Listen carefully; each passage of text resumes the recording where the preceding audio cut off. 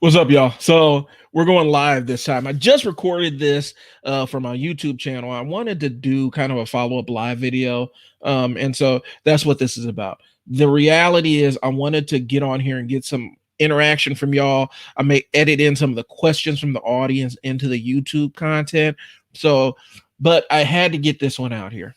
This morning I was thinking about all the things I didn't know as a business owner. And I think a lot of times, when you start out running your own business, you are kind of sold a bill of goods about what it can do and how it can transform your life and the mentality you got to be and all this other stuff.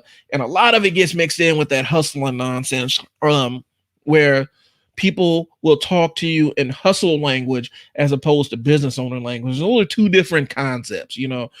I'm not saying that your side hustle can't be a business in and of itself, but the things to maintain a good hustle versus the things to maintain a good business are two separate concepts. They're not the same thing. And so I wanted to jump on here and talk about, discuss some of the things that allow you to be, successful in business and whatnot. Some of the misconceptions I had coming in. The reality of it is, it's not always as clear as they paint it. And so I'm going to probably retread over a couple of things about the video I just recorded, but I want to dive into it. For my business owners or my aspiring business owners, or even my side hustlers out there, leave a comment. Make sure you let me know who you are, because the StreamYard doesn't always show me exactly who's commenting. So I want to know who I'm speaking to. And in some cases, it won't show me who you are. You have to allow permission for that. But let's dive into this. So you have the business idea, you have it in your mind, you locked in on what you want to do. And you're like, okay, I want to say farewell to this 9-to-5, and I want to go off and hop out there and start making my own money. How much are you going to charge for that? How much is your time worth? That's an open-ended question, and that's one of the hardest things to figure out. And there are veteran business owners. I am one of them where I have struggled with figuring out how much the time is worth, because here's the reality. A lot of, you have to make an adjustment from moving from a 9-to-5 to running your own business. It's not as simple as it seems. You have to transition your mind on a lot of things, because you're not a consumer of the product anymore. You are creating the product, and you have to set the rate for the product or service that you're selling. And it's not always an easy process, because you have to make sure that you're getting paid enough to compensate you, to make it feel like your time is worth it to continue doing it. And a lot of times that's a lot higher than what you think that product or service is worth. Now, here's the other side to it. You have to actually believe that you're worth what you're charging, because if you don't believe it, you ain't going to charge it. And then what you're going to do is you're setting yourself up into this kind of weird death spiral where you're not getting paid enough. You're not getting compensated enough for what you're putting into the business. And it makes doing the business even harder and harder, to the point where you end up hating the business. And a lot of business owners have been in that position, and it's not a fun position to be in, where you're like, I'm not getting paid enough to do this. And every phone call makes you cringe, because you know that it's going to be more business coming in that you don't want, because you don't feel like you've charged enough for it. So that's one of the more difficult things, is setting that price point. And a lot of people transitioning from a 9-to-5 do not understand that piece of it. It's not just, it's not just making sure that you're getting paid for your hours, but you got to make sure that you're covering other overhead expenses. You have to make sure that equipment upgrades, equipment failure that's going to happen, replacing pieces of equipment. You have to make sure that you're including money for your marketing budget and things like that. There's a lot of things that are built into that price point. And depending on what your industry is, I do videography stuff, and I have to account for the price of my equipment. Like if I take a piece of equipment out of the house, there's a good chance that it may not come back in one piece, and I have to make sure that I'm getting compensated for that, for the use of that equipment. Those are the things that you don't really think about. Those are the harder pieces to really comprehend as a business owner. And if you don't believe that you're worth what you're charging, it's very hard to ask for what you're worth.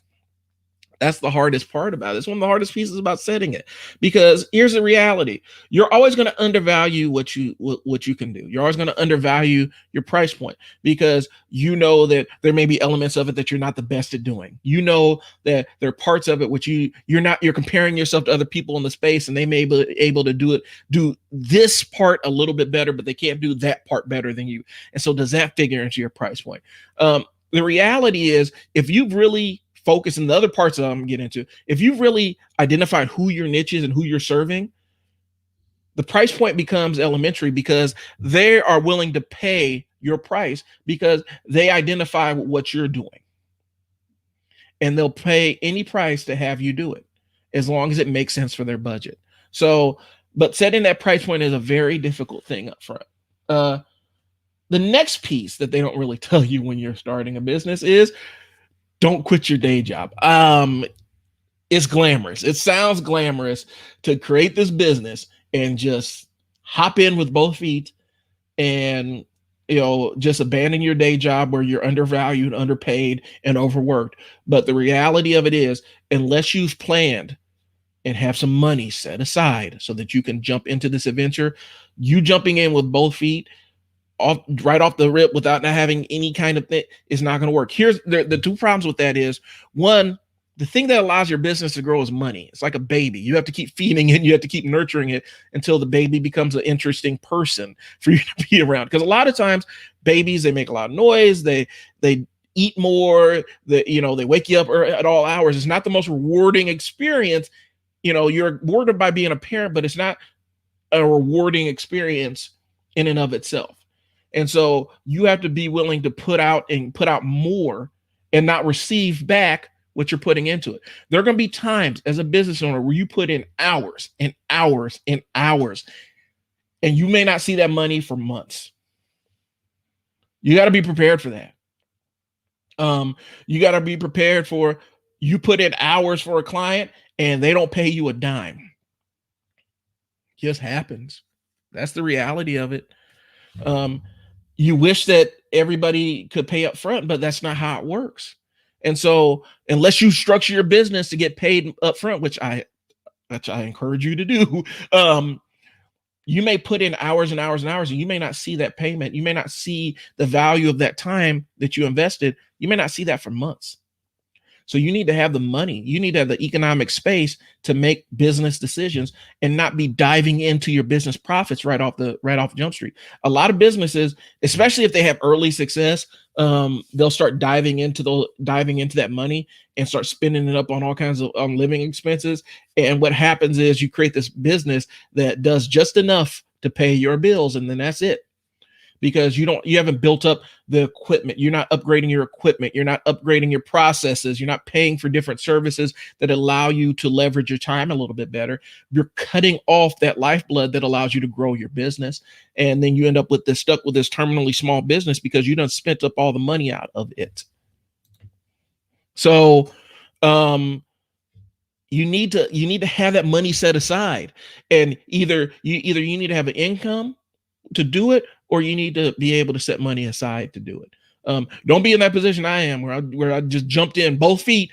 I'm sick of case management, y'all. I'm out. And try to start the business thing by myself, without it, because it's a permanent struggle. And sometimes that can slow down your trajectory, that can slow down your growth. And so what might take 1 year to grow, being fed and nurtured with the money that allows a business to grow, may end up stretching into 4 or 5 because you slowed down the process at the beginning. So it feels great and it feels liberating. And I know that YouTube, there's a lot of people on YouTube, a lot of gurus on Facebook that talk about quit your job, quit your day job, stop slaving away, and blah, blah, blah. It feels like a great story. It doesn't happen that often, because the other side is there's a mental discipline that you need to enforce. You got to figure out what your process is. You got to figure out how comfortable you are charging with people. And you have to feel comfortable in the concept of, just because you do A on this day doesn't mean that you receive B on this day. Sometimes you may receive B 6 months down the road, but it'll come. Next part, stop hating. I know that sounds oversimplistic, but I got to be honest with you. Um, you will never achieve what you're aiming to do in business if you are sitting there looking over the fence, hating on people because they're more successful than you are. Now, I'm not saying that you can't be critical of people that you feel are ripping people off. I'm not saying that you don't have to run your business with a certain level of integrity. And you can be, if you feel like one of your competitors is taking advantage of people, lying to people, ripping people off, manipulating their audience, or price gouging them, you can absolutely take issue with it. But do not just hate somebody because they're more successful than you are, because you'll never achieve that success if you have that in your heart. You won't duplicate what they do. That's real. And it takes a long time to learn that, man. Because comparison is a thief of joy. Comparing yourself to all these other business owners out there will rob you and sap you of your joy and your strength. And getting mad about their successes while you're struggling will only hinder your forward motion. So get it out of your system. If somebody in your niche or your field is doing it and doing it in a major way, congratulate them and figure out what you can copy from them and do it your own way. But get that hate out of your system, man. It is counterproductive. Like I said, if you feel like they're ripping people off and they're in your field, then go out there and show them that they're ripping their audience off and deliver a better service, a higher quality service to that same audience. You absolutely can do it. There ain't no rules to this. You can go out there and snatch them away. The next piece, and this wasn't what I was planning on talking about, but I feel like I do need to discuss this. Stop looking to be an improvement offer. I'm going to clarify that. So when you are creating a product or service and you have an idea of who your client is, you need to figure out how you can phrase your offering as you can figure out how to phrase it as a new opportunity, as opposed to something that's just an improvement over what they're currently doing. And that goes into the price and racing to the bottom and a lot of other stuff. And I'm going to get to that after this.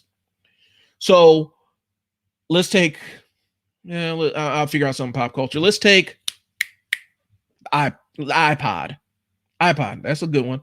So when iPod first emerged, instead of saying, hey, we are just a better version of your Discman or your Walkman, or, I was in the music scene, so we did mini discs. We had them little mini disc thing. Instead of saying we're just an improvement to that, the way that they marketed the iPod was genius. Apple's very good at it. They're very good at selling you. They're very good at selling you rehashed ideas. But the thing that they did was they took the iPod and said, this is a new opportunity. It's like something we've never seen before. You can have your entire music library in your pocket. You don't have to carry around any discs, any tapes, no nothing. All you need is a headphone. All you need is your headphones, and you can take your entire library wherever you want it to be. They created a new opportunity as opposed to saying, oh man, this is just a better version of your cassette player, because nobody's going to buy it. You're going to be like, man, I don't like my cassette player. What am I going to do with all my tapes? But if you say, man, here's something that's brand new, the world's never seen it before. It's a new opportunity to have your entire library of music in your back pocket. Boom, they jumped all over that. The same thing with the iPhone. Excuse me. I had a Palm Pilot. I thought that was the pinnacle of technology for a while. I had a Palm Pilot. I was trying to find a Palm Trail. I thought that was it, man. I thought that was everything. I could have on my schedule, even though I was in college and I really didn't have much of a schedule except for my classes. I thought that this was going to be the next movement of things. And I wasn't too far off, but then they dropped the iPhone and they're like, hey man, not only can you have all your music everywhere, you can have a supercomputer in your back pocket and it can pretty much do everything. Boom. Do you remember there's an app for that. Basically, they sold you on the idea that whatever you wanted your phone to do, whatever you wanted your device to do, there was an app for it. And you could download that app. Oh, I'm reading comments here. the reality is you really want to you want to create that new opportunity for people to latch onto, as opposed to just a slight improvement of what they're currently doing, because it takes time and energy to shift their mindset. And I see some of the comments, I'm gonna get to those in a second. It takes time and energy to shift um into um your new opportunity. And so you don't want to just give them something that they could get anywhere with just a slight improvement, because now you're saying, okay, so are you willing to go through all this pain and changing all these things around in your life just for something that's a slight improvement? And people are going to typically say, you know what, I'm willing to suffer and endure the work of shifting all that other stuff over to this new thing that you're presenting. It's just too much of a headache. But if you're saying, hey, here's a new opportunity, you can start from scratch, people are going to jump all over it. New opportunity versus improvement offer. You want that as one of your driving focuses when you're determining services. All right, man, this is facts. Can you circle back and talk about the other end of spending all your profits and not being able to upgrade? Also, being so frugal, you can do the same thing. Absolutely, Brandy. I will talk about that. So I'm going to circle back to talking about spending all your profits versus being so frugal that you never improve what your workflow is. The reality is, when you're making a purchase for your business, when you are actively spending money on your business, a lot of times you have to weigh out, is this going to benefit my business versus the cost I'm paying into it? There are services I pay for right now that make my life a ton easier, and I gladly pay those prices. Being so frugal to the point where I'm like, okay, I'm gonna do it all by myself, means that I'm investing sweat equity into something that I could just pay and have it done for it. There's certain things I'd rather just pay and have it done for me, as opposed to me going in and doing it myself. I have a good example of this. There is a fantastic service called highlight.co, whatever. Anyway, basically what it does, and I'll probably, if I can find the exact name of it, I will post the link. But it allows you to enter your podcast, and it chops up your podcast into waveforms for you, so that you can post them as videos. You can post snippets of them all across your social media. I can do that. I have the entire Adobe suite. It is nothing for me to chop up an audio thing and put a little bit of a video underneath it and all that other stuff. I don't want to spend the time doing it. So I will pay $12 a month for them to do it for me. And so as I upload content to it, it detects new podcast has been uploaded. It takes that podcast and chops it up, so I can post it on Instagram, Facebook, wherever I needed to post.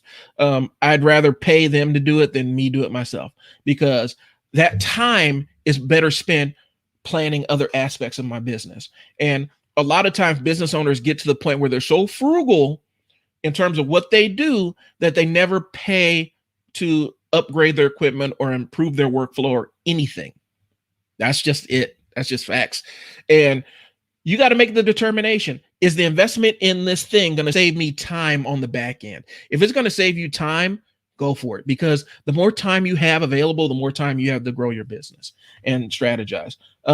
But the other side is, you want to keep your operating costs low, because you don't want to spend up all of the money that's coming into your business. Because if you're getting a zero balance every month, your business is never going to grow, and it's never going to be able to support you or your family if you're constantly paying everything that you have coming in the door. So there's a balance there. All right. Is this the blue ocean marketing? Yeah, the concept of creating a new opportunity versus improvement offer is kind of a mix of Russell Brunson and the blue ocean marketing strategy. Russell talks about the improvement offer versus the new opportunity. And he talks about how powerful that kind of thinking is, because if you're looking for new opportunities, you're looking at markets that aren't being served right now, and it allows you to find what we talk about with the blue ocean. Find your blue oceans where you don't have a bunch of other competitors, sharks that are swimming around gobbling up all the customers. Actually, let me break it down, because the blue ocean is kind of an out of context thing. So the concept of the blue ocean versus the red ocean. The blue ocean is where the waters are wide open. There are plenty of fish for everybody. There are plenty of fish out there for you to partake in. You're a shark. You're swimming around looking for other fish to eat, and there are plenty of fish. You're basically in a space where you don't have a lot of competitors, because you've niched down to that point where your competitors aren't, and you have pretty much unlimited horizon to do business. Red oceans is where everybody's competing. And since nobody's taking any time to niche down, or they're in niches that are overserved, the oceans are red, the waters are bloody. There's not a whole lot of good fish around to be had.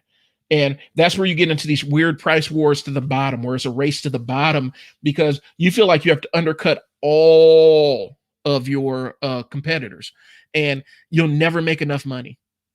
Matter of fact, the reality is you much rather be in a position where you have a client saying, that's way too much. I'm going to go with the person across the street, because the person across the street is your competitor. And so you rather have them be in this haggle back and forth with this client over the price of a service or product. You rather have them deal with that headache. That way you can go out and find somebody who's willing to pay what you're asking. So let them go. And that's what being in that blue ocean allows you to do. There are plenty of opportunities out there. You don't have to jump at the first one that swims by. The fish is bony, scrawny, poisonous. You can just kind of let that one swim along and you'll find a better fish coming along the way in a blue ocean. In a red ocean, you take what you get. If you bite into a poisonous fish, then you just got to deal with the consequences of biting into a poisonous fish. So that's what that's kind of what the blue ocean strategy is. But yeah, it's a fantastic book, Les. I would recommend sitting down and listening to it. The other ones I would recommend are The Three by Russell Brunson. No problem. The Three by Russell Brunson, Expert Secrets, Traffic Secrets, and .com Secrets. Those are they take a lot of marketing information in other books and condense it down to the most usable parts of it. Russell Brunson, and I know a lot of people kind of see him as a BS artist, but Russell Brunson is kind of a pioneer in using the concept of sales funnels. And he has a lot of very good actionable information in his book. He's an internet marketer. And here's the thing, when you're an internet marketer, a lot of the stuff you say is going to come off like BS. It's going to be, Gary V-ish. Is going to be, I love Gary V, but it's going to be a lot of really, hopes and dreams and aspirational kind of stuff, which is good. And sometimes you do need that as a business owner. You need to hear those positive affirmations, and somebody understands you, even if the people around you don't, which I'm gonna get into. But Russell takes a lot of that high, that feel good stuff and puts actionable stuff that you can do behind it. So I would recommend those 3 books, and the Blue Ocean Strategy. Blue Ocean Shift is the one I'm reading right now. And that one is more or less, that's made for practitioners to allow them to shift from the red oceans to the blue oceans, and gives you the steps on how to do it. So that's where I will go with it. Now, another thing, if you're starting a business, and this is going to sound so harsh, I love you all. I do. I really do. But this is going to sound very harsh. Stop expecting friends and family to support you. Just stop.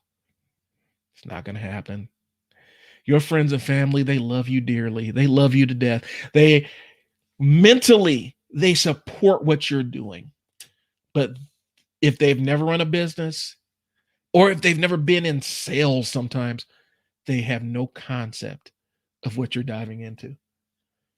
Their information, the tips and stuff that they're going to give you, the nuggets and the wisdom that they're going to give you, is, especially if they've never run their own business and never earned their own, they've never had to go out and determine what their paycheck is going to be and what day it's coming on.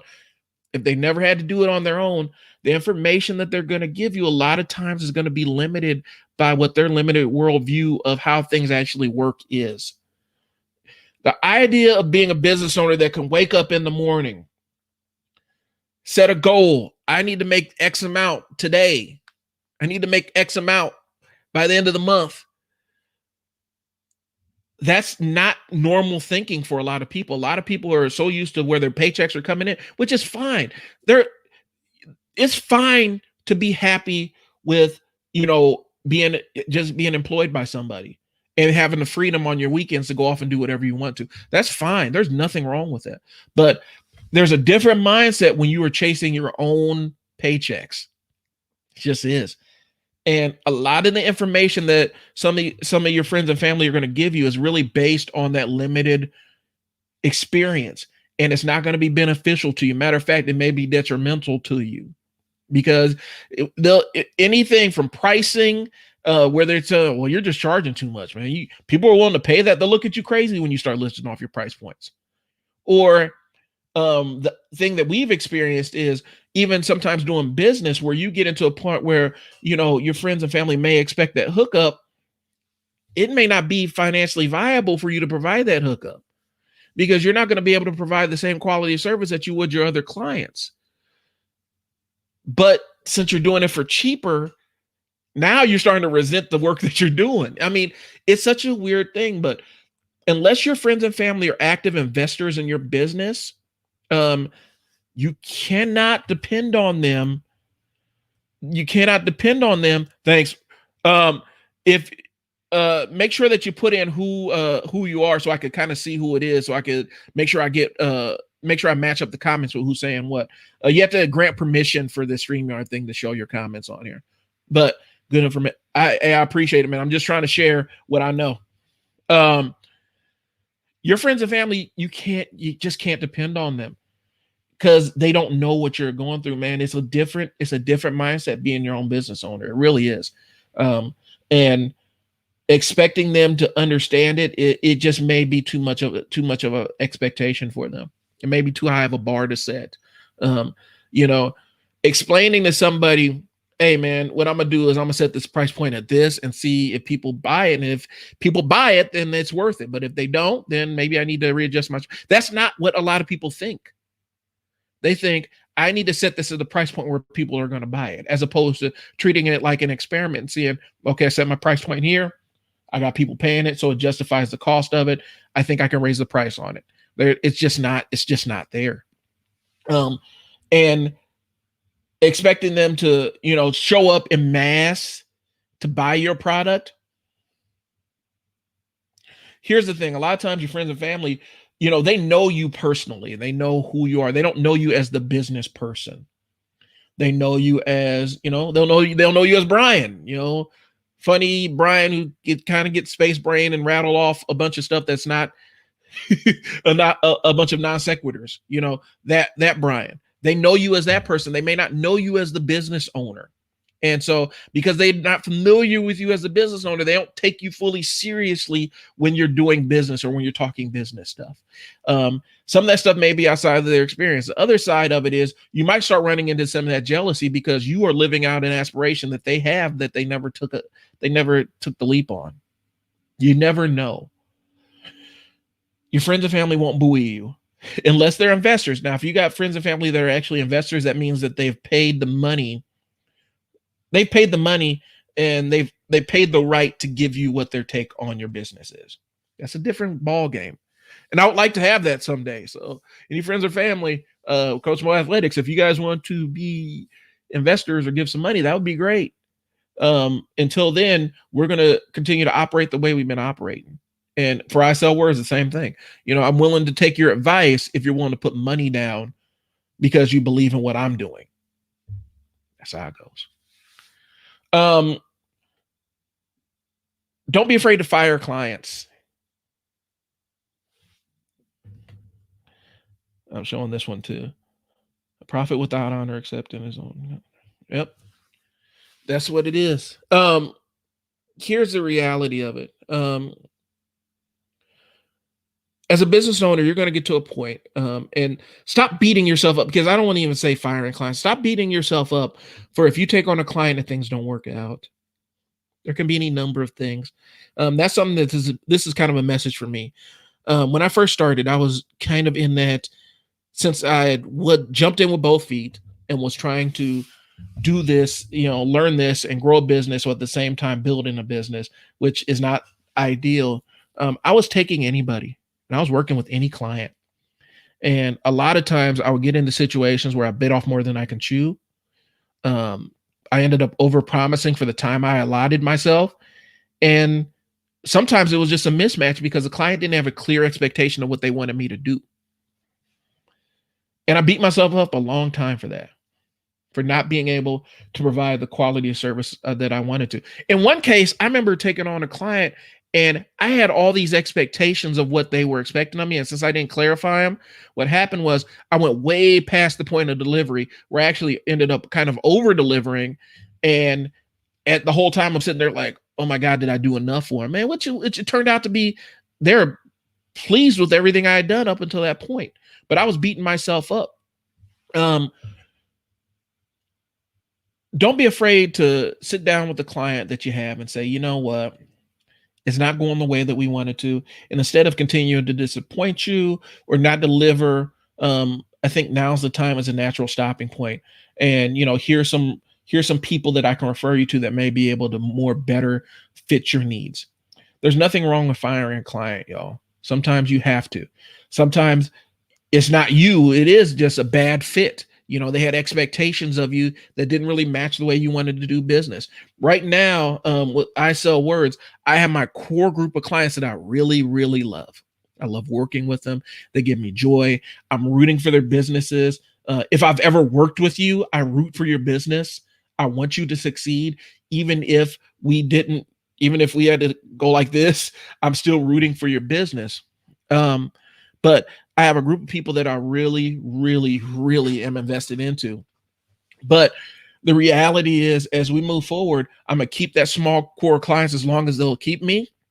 But I'd rather teach people how to create their own marketing and maintain it than to do it, if that makes sense. I'd much rather show you how to leverage all these free tools and low cost tools that are out there that allow businesses to 10x their marketing. I'd rather show you how to do and build a system that you can always rely upon and turn back into, rely upon and do yourself and manage it without having to devour your whole day. I'd rather show you how to do that without a lot of energy than to do your marketing for you. Because at the end of the day, the business owner is the best person to market their business. I believe that. And sometimes you hire people to do things you don't want to do. Like if you don't like doing videos and you hire a videographer to come in and do the videos for you. But at the end of the day, you're still sharing those videos. You're still kind of directing the way that those videos go. If you're doing a podcast, you're still the person that is really driving what that podcast is and has an idea of who your audience is and who you're talking to. So you hire people to do that kind of stuff. But at the end of the day, I'd rather teach people the different tools there are and how to use those tools and coach them in the use of those tools and then check in with them.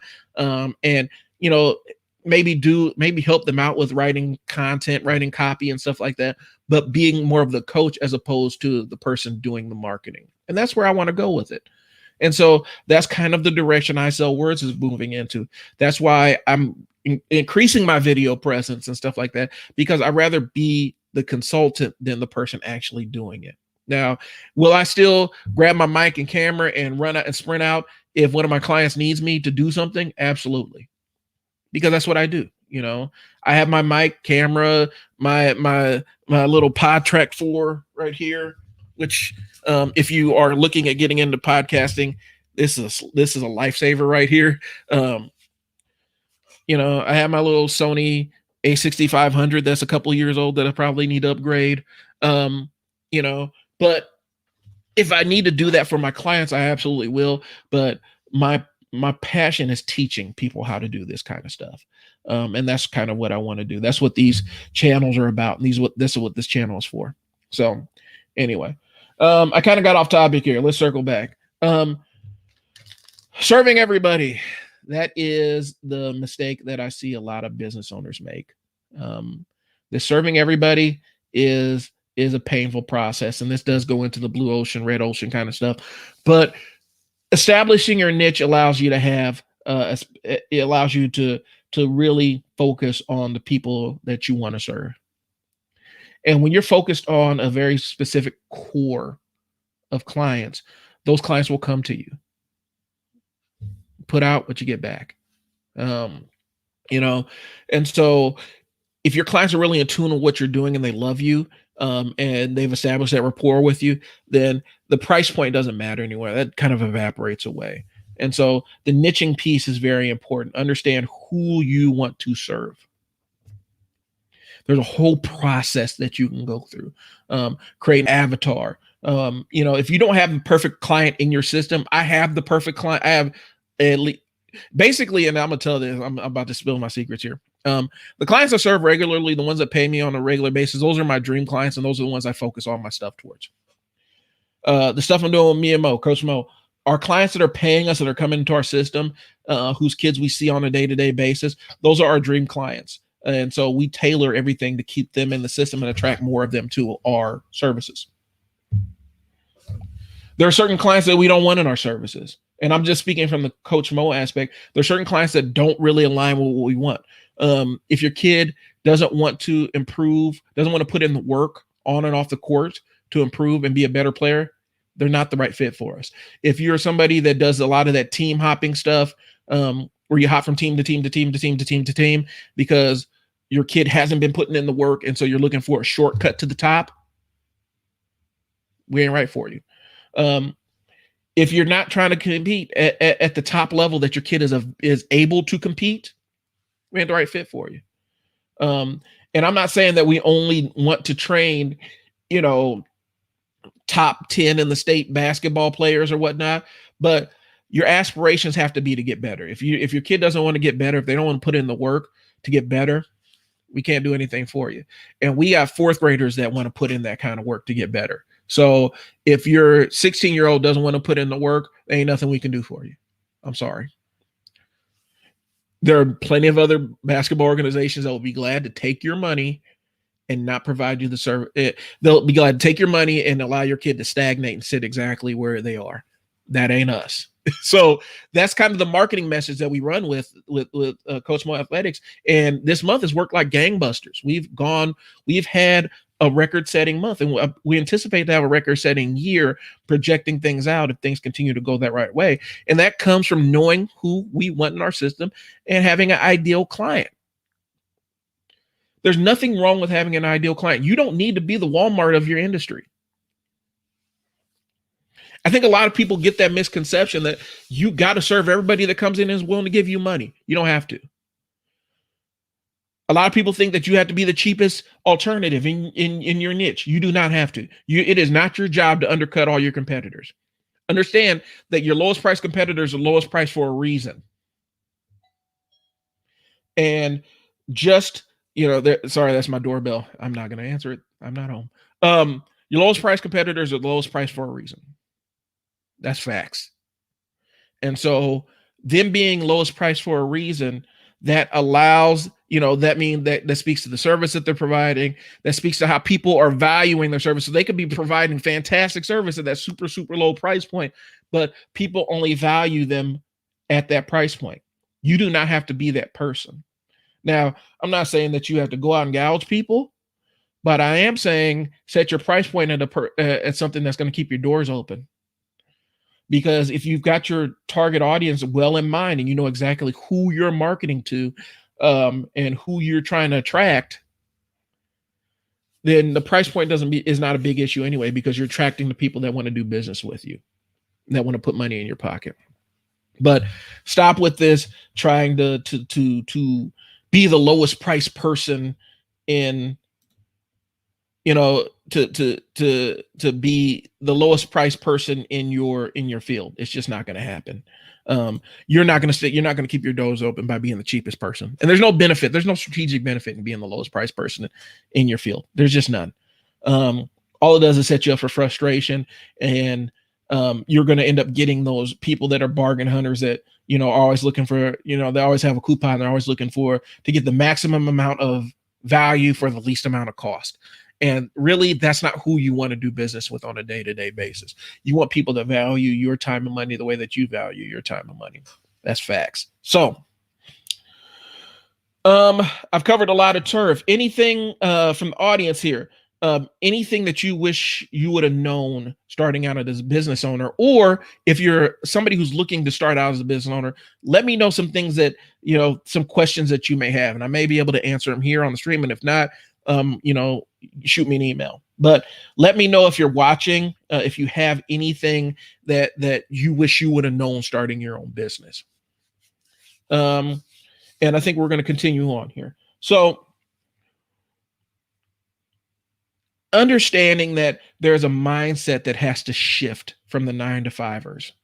Um, and understanding that, your world can be kind of rewritten as a business owner. You're pretty much, you have the ability to rewrite what your reality is in terms of what you're able to do with your business.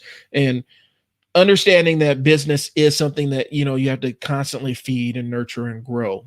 um I'm trying to get I think the reality is, um there's a lot of moving parts to running your own business, to be quite honest with you. And you have to kind of determine what systems are going to keep your business afloat, and what systems are worth investing in, which is what is worth outsourcing, and things like that. And it goes back into spending money on your business and investing back in your business. What are things that are going to make your business kind of produce the results you want, and how much are you willing to pay for it, or how much time are you willing to commit to make that happen?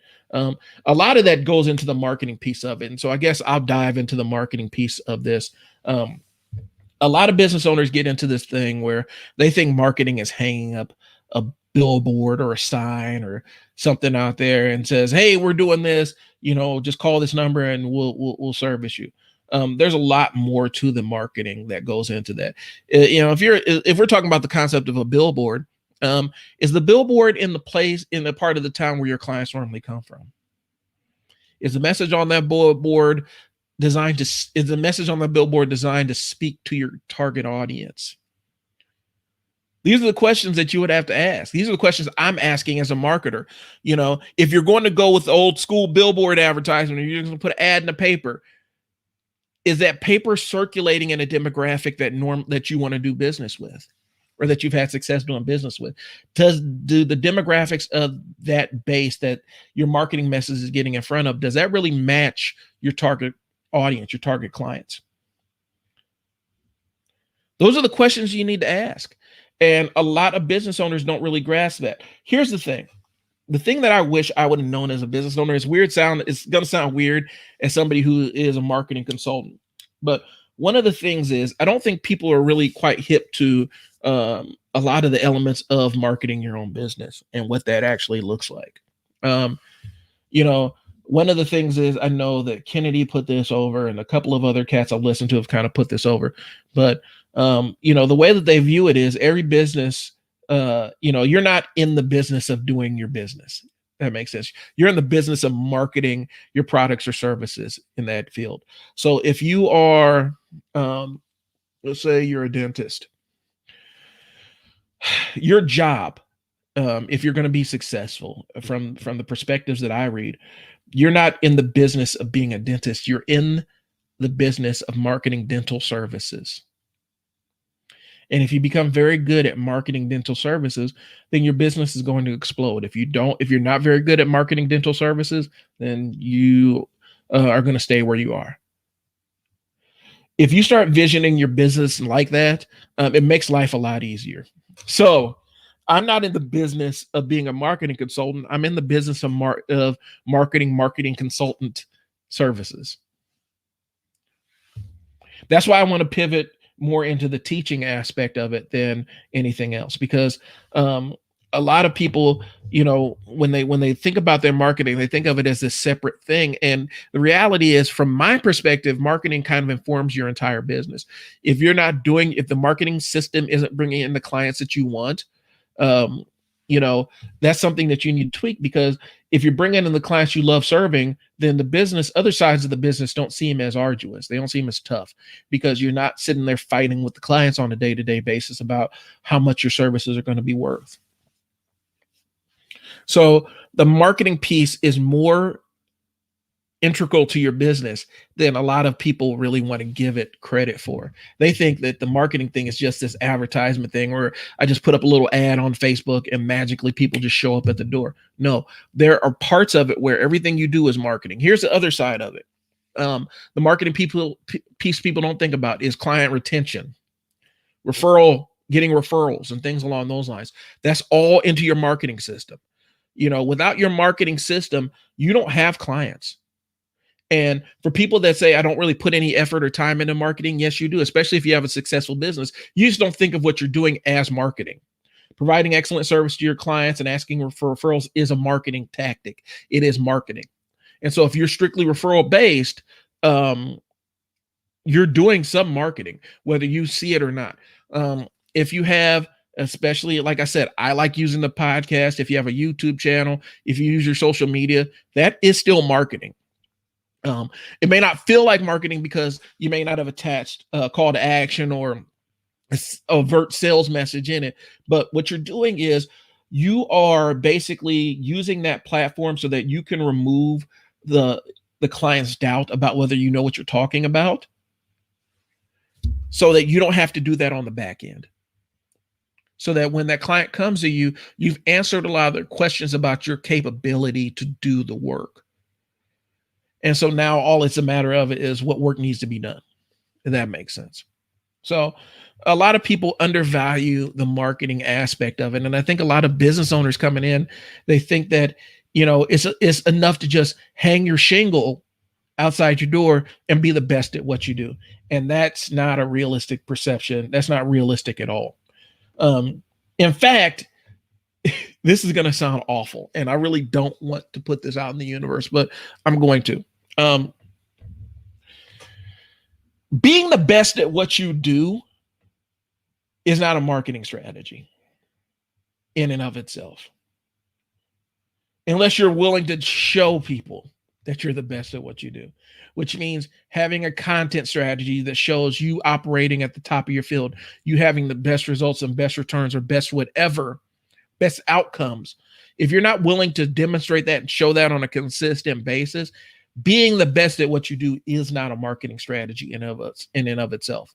And a lot of business owners think that being the best at what they do should be enough. But there are lots of very, very adept practitioners or technicians of what they do who can't bring clients in the door because they've excelled at their craft, but they don't tell anybody how great they do. And they don't have anybody else telling people how great of a job they do. They're not asking the clients who are pleased with their work for more clients that are like them so that they can show them how great they are. So they're not doing any of the other marketing things. So being the best is not a business strategy. There are people who absolutely are terrible at what they do, but are great at marketing it, and they're never going to go hungry. Literally, I was watching Sunday morning television. And I'll explain the process of how this works at another time. But long story short, I'm sitting there watching, and there's this dude that comes on, and he has this financial services firm. Now, it's not a local one. It's a national one. And he's talking all this financial jargon and whatnot. And it's really good, and it sounds really good to people that are interested and people that don't really know how the industry moves or works or maneuvers. It sounds really good. They have an 800 number. And all you got to do is dial his 800 number, and they'll put you in contact with their people, and they'll book a time, and blah, blah, blah. You go to the reviews, and the reviews are lambasting this place. They say it's terrible. You don't get this quality service. They don't really care about you once they get the money in the door. And this is this isn't a local commercial. This is a nationally run commercial. So this is showing in multiple television markets all around the country on Sunday morning at this time. And we were the reviews. The reviews all point to the service is not where it needs to be to satisfy customers. You guess what? That doesn't matter at all. Does it? All he has to do is, get 100 people to dial that number before they go look him up online. And I guarantee you're showing that commercial to however many millions of people with a strong call to action, with this guy in a suit looking like $1 million, talking that financial jargon that goes over most people's heads. All they gotta do is put that message in front of millions of people with a strong call to action. Dial this number, and we'll plug you in. Boom, he's got clients. They believe in what he says because he's on television. If he's on television, he must know what he's talking about. It skips the entire process that people would normally go if you're just looking up some kind of financial services person online. The entire process that you would go investigating who they are and reading some of their other stuff and checking out their website and doing other stuff, it goes away. All they gotta do is just call that number. Dead simple. And when you read When you go through and read the reviews, you're realizing that this person may not know what they're talking about, but they look like they're talking about it. They look like they know what they're talking about in that snapshot on that television screen enough to get people to dial that number. Him being great at what his job doesn't matter. All he needs is the bodies in the door. Stop thinking that being the best at what you do is some kind of marketing tactic, because it really is not. So I'm looking at here. I haven't gotten any more comments or questions, at least that I've seen. I really do want you guys to jump in here if you have any questions or comments about starting out as a business owner, because it helps me have a focus and helps me talk about some things that my audience is going through. And so moving forward, that's really going to be the big push. I really do want that level of interaction, guys. But if you like what I've done, give me a like. Make sure you share this on whatever platform or channel you're watching this on. But for right now, that's what I got, y'all. Here's what I'll say. There's a lot of people out there that will try to talk you out of what your dream is if your goal is to be a business owner. And they're not talking you out of it because they don't like you or they're plotting against you. A lot of people are interested in your well-being. Understand this. A lot of people who've never been business owners before have concepts of what this stuff looks like in their minds, and they never experienced it personally. And having never experienced it, they're speaking outside of their experience. So the information that may seem harmless or, with good intent to them may be detrimental to you. Take it with a grain of salt.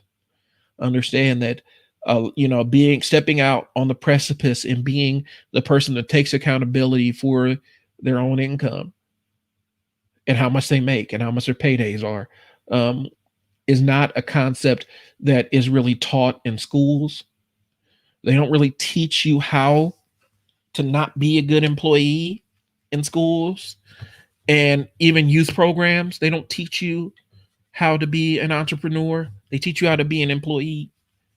One of my first experiences with entrepreneurship was getting in trouble in 5th grade for reselling candy that we got at the 99-cent store and trying to sell it out of the lockers. And we got punished for that. Instead of nurturing that and finding a correct pathway for it, they figured, let's just punish it. So that's kind of how schools prepare you. And so a lot of people aren't socially prepared to be entrepreneurs. And here's the reality of it. It's not for everybody. And I know that there's a lot of people that will talk that good stuff to you. There's a lot of people that will talk that good stuff to you about entrepreneurship and how everybody can be their own business owner and everybody can be their own boss. It ain't realistic. And you have to there's a certain mentality you have to get. And some people will never be comfortable doing it. It's not for you, which is cool. Sometimes you can find a little side hustle that is kind of entrepreneurship, but without the level of risk. And sometimes that's all you need. Other times that thing grows into something bigger that allows you to go strike it out on your own. And that's fine too. The life ain't for everybody. Don't feel guilty if you've tried it and it didn't work out. Just because you try it once doesn't mean it's not going to work out in the future. Stay on your grind. Take people's advice with a grain of salt, because a lot of people who do this 9-to-5 stuff on a day-to-day basis don't really have the tools in their toolbox to understand what your perspective is. They just don't. They don't understand the concept of, working and relaxing at the same time, sitting there watching an anime with my daughter while working on some stuff for a landing page for a client. They don't understand how that stuff works. It's not always a clean break. So that's all I got. Thanks for sitting there and listening to me rant. I'm probably going to try to pop back in on Wednesday. I got a shoot tomorrow, but I'm probably going to pop back in on Wednesday and just check in with y'all. If you have any topics or anything, shoot me a message on any one of the social media platforms. Leave it in the comments if there's anything you want me to discuss on there. But that's all I got. Thanks for tuning in. Like, share, and subscribe. If you're on YouTube, hit the bell notification. That's the only way that I know that you're going to be updated when I post new content. If you're on YouTube or if you're on Facebook, leave a comment, leave a like, share it in groups or whatnot, and let me know if I can serve you in any way. I will talk to y'all later. Brian Sells Words. Thanks for tuning in. Thanks for the questions, y'all. I'll talk to you later. Peace.